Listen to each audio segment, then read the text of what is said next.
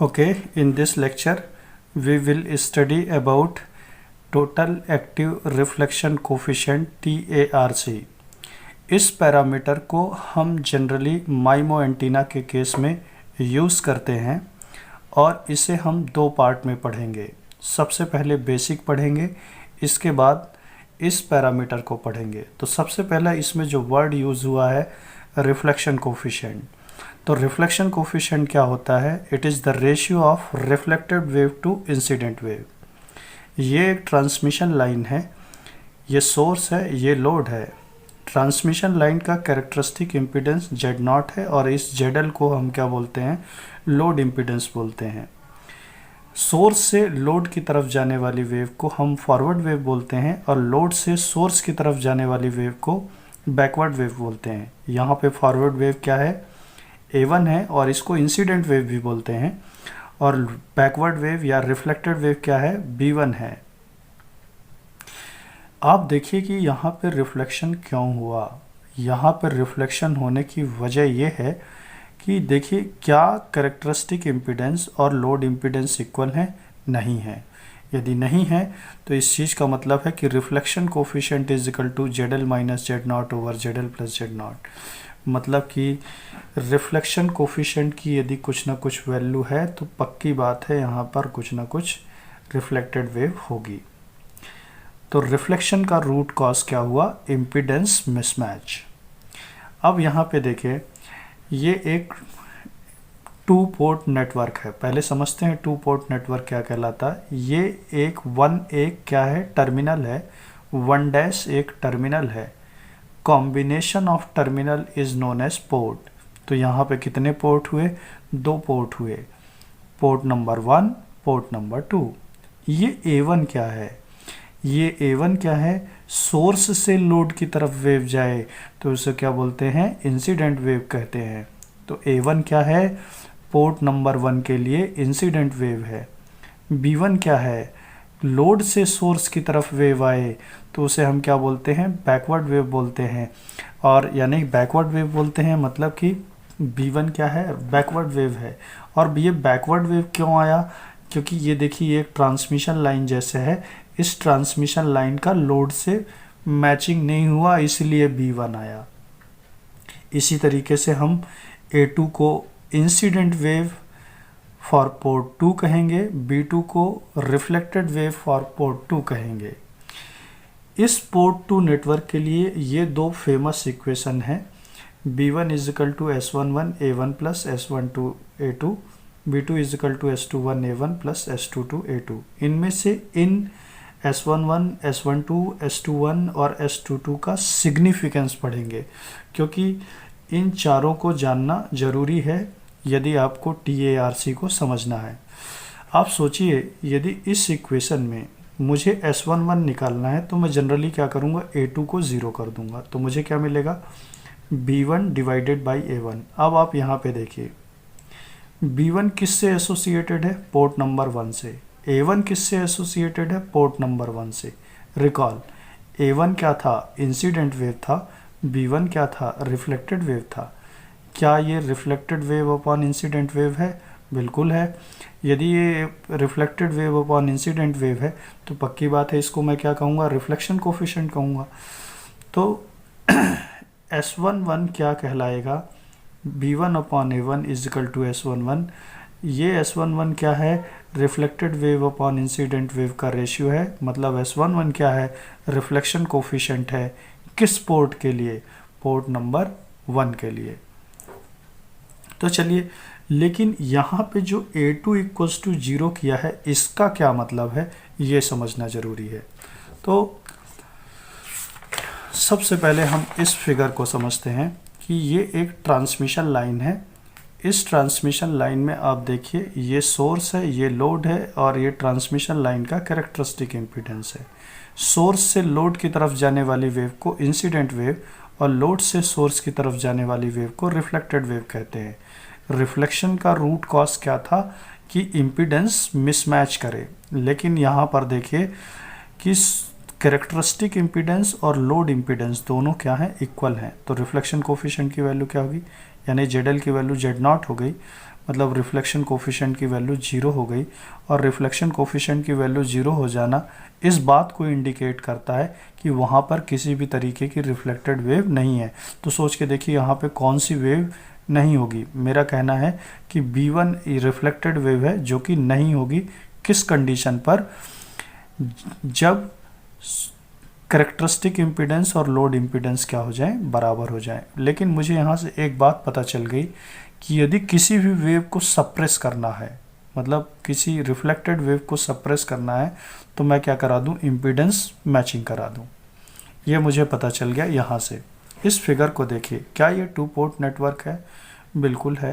ये port number 1 है, ये पोर्ट नंबर 2 है। मेरा एक ऑब्जर्वर है, वो कहाँ पर खड़ा है? पोर्ट नंबर 1 पे खड़ा है। पोर्ट नंबर 1 पे खड़ा है, सोर्स से वेव जा रही है, तो A1 क्या हो गया, इंसिडेंट वेव हो गया। कुछ पार्ट रिफ्लेक्ट हो गया। क्यों रिफ्लेक्ट हुआ? क्योंकि इससे थोड़ा मिसमैचिंग हुई इस ट्रांसमिशन लाइन की। ये जो ट्रांसमिशन लाइन है इस डिवाइस से मिसमैचिंग हो गई, तो कुछ पार्ट रिफ्लेक्ट हो गया और कुछ पार्ट क्या हो गया, ट्रांसमिट हो गया। अच्छा देखिए, ये वेव ऐसे जा रही है, मैं क्या चाहता हूँ, ये वेव इधर रिटर्न ना हो, इस तरफ रिटर्न ना हो। ये A1 है, ये B1 है, ये B2 है, और यहाँ पे क्या था, A2 था। पीछे डायग्राम में आप देख लेना, ये B2 था। मैं क्या चाहता हूँ, ये वाली वेव रहे और इधर ये वेव ऐसी जाएगी, तो इस तरफ किसी भी तरीके का रिफ्लेक्शन ना हो। देखिए फिर से, यहाँ से वेव आई, कुछ रिफ्लेक्ट हुई, कुछ क्या हुई, ट्रांसमिट हुई। ये ट्रांसमिटेड वेव जो जा रही है यहाँ पर, मैं चाहता हूँ कि ये पूरी की पूरी इस पे एब्जॉर्ब हो जाए।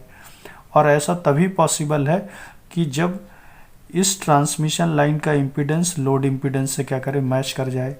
ये वाला केस देखिए, ट्रांसमिशन लाइन का इम्पीडेंस लोड इम्पीडेंस से मैच कर गया, तो ये A1 वेव पूरी क्या हो गई थी, एब्जॉर्ब हो गई थी। ट्रांसमिशन लाइन का इम्पीडेंस लोड इम्पीडेंस से मैच कर गया, तो ये B2 एब्जॉर्ब हो गई। यदि B2 एब्जॉर्ब हो गई तो A2 आने का तो सवाल होता नहीं है। यानी A2 यदि 0 हुआ है तो मतलब यहाँ पे मैंने परफेक्ट मैचिंग करा के A2 को 0 कर लिया है। इसी तरीके से इस इक्वेशन को देखिए, B2 is equal to S21 A1 plus S22 A2। मैंने क्या कर रहा है, A2 को 0 करना है। यदि A2 को 0 करूंगा तो क्या मिलेगा मेरे को ratio, B2 upon A1, B2 upon A1, B2 upon A1। कब? जब A2 इक्वल्स टू यहाँ पे क्या हो जाए, 0 हो जाए। तो चलिए इसको समझते हैं कैसे। आप देखिए इस डायग्राम को, इस डायग्राम को देखिए कि ये दूसरा डायग्राम है। इसको देखिए, यहाँ पे क्या लिखा है, B2 is equal to S11 A1 plus S22 A2। यदि A2 को 0 कर दूं तो मुझे क्या मिलेगा, B2 upon A1, B2 upon A1 मिल गया। कब? कंडीशन अप्लाइड कब मिलेगा, जब A2 इक्वल्स टू क्या हो जाए, 0 हो जाए।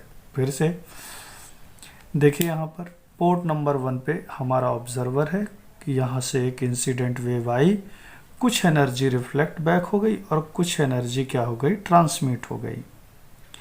अब देखिए इस फिगर को, ये ट्रांसमिशन लाइन है और इसका कैरेक्टरिस्टिक इम्पीडेंस कितना है, Z0 है, और लोड इम्पीडेंस की वैल्यू कितनी है, Z0 है। मतलब यहाँ पे मैचिंग है। क्यों? क्योंकि लोड इम्पीडेंस और कैरेक्टरिस्टिक इम्पीडेंस क्या है, इक्वल है। यहाँ से कुछ एनर्जी चली, कुछ रिफ्लेक्ट हुई, कुछ इधर क्या हो गई, ट्रांसमिट हो गई। B2 यहाँ पे पूरी एब्जॉर्ब हो जाएगी। ऐसा क्यों? क्योंकि लोड इम्पीडेंस और कैरेक्टरिस्टिक इम्पीडेंस बराबर है। मतलब फिर से मैंने A2 को क्या कर लिया, 0 कर लिया। अच्छा, इस चीज़ को समझते हैं। इस चीज़ को ऐसे पढ़िए कि नीचे क्या है, A1 है, ऊपर क्या है, B2। 1 से 2 की तरफ, यानी 1 से 2 की तरफ क्या देखिए, S21 क्या ये बता रहा है कि पावर कहाँ से ट्रांसफ़र हो रही है, एनर्जी कहाँ ट्रांसफ़र हो रही है, पोर्ट नंबर 1 से पोर्ट नंबर 2 की तरफ ट्रांसफ़र हो रही है। हमेशा इसको नीचे से पढ़ते हैं, 1 से 2 की तरफ, 1 से 2 की तरफ। इसी तरीके से S22 को देखिए, S22 को निकालना है तो इस इक्वेशन को देखिए। आप सोच के देखिए, यदि S22 को निकालना है तो किस पैरामीटर को 0 करना पड़ेगा, A1 को। तो A1 को 0 कर देते हैं। कैसे? पोर्ट ऑब्जर्वर को खड़ा कर दीजिए कहाँ पर? पोर्ट नंबर 2 पे। तो A2 क्या होगी? इंसिडेंट वेव होगी। कुछ पार्ट रिफ्लेक्ट हो गया और कुछ पार्ट क्या हो गया? ट्रांसमिट हो गया। मैं क्या चाहता हूँ कि ये B1 वेव पूरी की पूरी इसमें एब्जॉर्ब हो जाए। तो ऐसा तब हो सकता है जब इस ट्रांसमिशन लाइन का कैरेक्टरिस्टिक इम्पीडेंस लोड इम्पीडेंस के बराबर हो जाए। तो ये B1 वेव इधर से आएगी, पूरी की पूरी एब्जॉर्ब हो गई, मतलब मैंने इंटेंशनली कहीं ना कहीं A1 को क्या कर लिया? 0 कर लिया। यदि 0 कर लिया तो ये जो पैरामीटर है वो क्या हो जाएगा? B2 upon A2। अच्छा, आप देखिए कि A2 क्या था? Incident wave for port number 2। B2 क्या था? Reflected wave for port number 2। Reflected wave for port number 2, incident wave for port number 2। क्या reflected wave upon incident wave है? हाँ है। इसी को तो हम बोलते हैं क्या? Reflection coefficient. लेकिन ये रिफ्लेक्शन कोफिशिएंट किस पोर्ट के लिए है?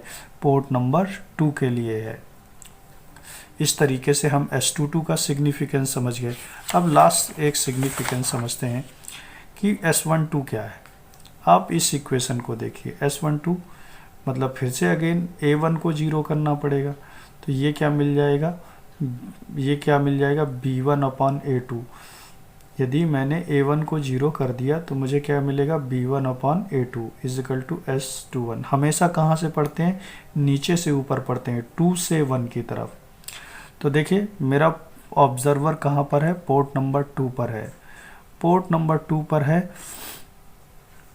पोर्ट नंबर 2 पे है। तो A2 क्या होगा? Incident wave. B2 क्या होगा? Reflected wave. यहाँ से कुछ एनर्जी चली, कुछ रिफ्लेक्ट बैक हुई और कुछ क्या हो गई? ट्रांसमिट हो गई। इस एनर्जी का कंप्लीट एब्जॉर्प्शन चाहता हूँ, तो मतलब ये वाला लोड इम्पीडेंस और ये कैरेक्टरिस्टिक इम्पीडेंस क्या हो जाए? बराबर हो जाए। तो यहाँ से जो भी एनर्जी आएगी वो पूरी यहाँ पे एब्जॉर्ब हो जाएगी। मतलब फिर से मैंने क्या कर लिया? A1 को 0 कर लिया। तो आप देखिए हमेशा नीचे से ऊपर की तरफ पढ़ते हैं। तो कहाँ से कहाँ जा रहे हैं? 2 से 1 की तरफ। 2 से 1 की तरफ। तो क्या मैं इसको कह सकता हूँ कि पावर कहाँ से कहाँ ट्रांसफ़र हुई? पावर ट्रांसफ़र हुई पोर्ट नंबर 2 से पोर्ट नंबर 1 की तरफ। S11 क्या था? Reflection coefficient for port number 1। S22 क्या था? Reflection coefficient for port number 2। S12 देखिए पीछे से आगे की तरफ चलना है, नीचे से ऊपर की तरफ, ये मतलब यहाँ से यहाँ की तरफ चलना है। तो S12 क्या है? पावर कहाँ से ट्रांसफ़र हुई? 2 से 1 की तरफ। S21 का मतलब क्या है? पावर कहाँ से ट्रांसफ़र हुई? 1 से 2 की तरफ ट्रांसफ़र हुई। तो इस चारों पैरामीटर का सिग्निफिकेंस ये है। लेकिन आपको हमेशा ये याद रखना है कि ये जो एस पैरामीटर है वो कॉम्प्लेक्स नेचर के होते हैं। चलिए मैं आपको दिखाता हूँ माइमो क्या है। आप देखिए ये माइमो 2x2 माइमो है, ये ट्रांसमीटर है, ये रिसीवर है। 2x2 माइमो मतलब 2 ट्रांसमीटर 2 रिसीवर है। देखिए यहाँ पर ये एक एंटीना है, ये एक एंटीना है। एंटीना का ये एक पोर्ट है, ये एक पोर्ट है। कितने पोर्ट हुए? 2 पोर्ट हुए। पोर्ट नंबर 1 पे पावर गई, कौन सी? कोई एक वेव गई A1। पोर्ट नंबर 2 से जो वेव जाएगी A2। इधर से ये A1, इधर से A2, ये दोनों हो गई। B1 क्या हो गई? रिफ्लेक्टेड वेव हो गई। B2 क्या हो गई? रिफ्लेक्टेड वेव हो गई। B1 A1 क्या है? Incident wave for port number 1। B1 क्या है? Reflected wave for port number 1। A2 क्या है? Incident wave for port number 1। B2 क्या है? Reflected wave for port number 2। मान लीजिए पावर यहाँ से यहाँ ट्रांसफ़र हो जाए, तो क्या मैं कहूँगा? पावर पोर्ट नंबर 1 से पोर्ट नंबर 2 की तरफ ट्रांसफ़र हो रही है। पावर कहाँ से कहाँ ट्रांसफ़र हो रही है? 1 से 2, यानी इसको कैसे दिखाएंगे? 1 से 2। यदि मान लीजिए पावर यहाँ से यहाँ ट्रांसफ़र हो जाए तो इसे मैं क्या बोलूँगा? पावर कहाँ से कहाँ ट्रांसफ़र हुई? पावर ट्रांसफ़र हुई पोर्ट नंबर 2 से पोर्ट नंबर 1 की तरफ। पावर ट्रांसफ़र हुई पोर्ट नंबर 2 से पोर्ट नंबर 1 की तरफ। जब हम माइमो की बात करते हैं, यदि इन दोनों एंटीना के बीच में इस तरीके का पावर ट्रांसफ़र हो रहा है, इस चीज़ का मतलब ये है कि ये दोनों एंटीना आपस में बात कर रहे हैं। ये दोनों एंटीना का आपस में बात करने का मतलब है कि दोनों में क्या हो रही है, दोनों में क्या हो रहा है, म्यूचुअल कपलिंग हो रहा है। तो इसी म्यूचुअल कपलिंग को समझने के लिए हम क्या पढ़ते हैं, TARC पढ़ते हैं, टोटल एक्टिव रिफ्लेक्शन कोफिशिएंट पढ़ते हैं। इन चारों का मतलब सबसे पहले समझना है S11, S22, S12 और S21, और इन्हीं चारों पैरामीटर को हम इस डायग्राम में फिट करेंगे। तो अभी के लिए इतना ही। जो TARC का जो सेकंड लेक्चर होगा उसमें मैं आगे एक्सप्लेन करूँगा। बट रिमेंबर दैट कि ये सभी के सभी कैसे नंबर होते हैं, कॉम्प्लेक्स नंबर होते हैं, ये रियल नंबर नहीं होते हैं। यदि कोई भी नंबर कॉम्प्लेक्स है तो उसमें क्या होगा, एक मैग्नीट्यूड होगा और उसके साथ साथ उसका कुछ ना कुछ एंगल होगा, डायरेक्शन होगा। तो आपको ये बात हमेशा याद रखनी है। फिर से एक बार बोल देता हूँ कि ये एक 2 पोर्ट नेटवर्क है। आप याद करिए S11 क्या था, S11 क्या था, reflection coefficient part port number 1। S22 क्या था, रिफ्लेक्शन कोफिशिएंट नंबर पर पोर्ट नंबर 2। यदि S12 लिखा है तो पक्की बात है पावर कहाँ से कहाँ ट्रांसफ़र हुई है, 2 से 1 की तरफ हुई है। यदि S21 लिखा है तो पावर कहाँ से कहाँ ट्रांसफ़र हुई है, 1 से 2 की तरफ हुई है। रिफ्लेक्शन क्यों होता है, इम्पीडेंस मिसमैच की वजह से होता है। मान लो A1 को जीरो करना है, A1 को जीरो करना है, तो मैं क्या करूँगा, यदि मुझे A1 को जीरो करना है तो इम्पीडेंस मैचिंग पोर्ट नंबर 1 पे लगाऊंगा। यदि मुझे A2 को जीरो करना है तो मैं इम्पीडेंस मैचिंग कहाँ पे लगाऊंगा, पोर्ट नंबर 2 की तरफ लगाऊंगा। तो इन सभी बातों का ध्यान रख के आप इसको समझ सकते हैं। अभी के लिए इतना ही। नेक्स्ट पार्ट हम नेक्स्ट लेक्चर में देखेंगे। Thank you very much.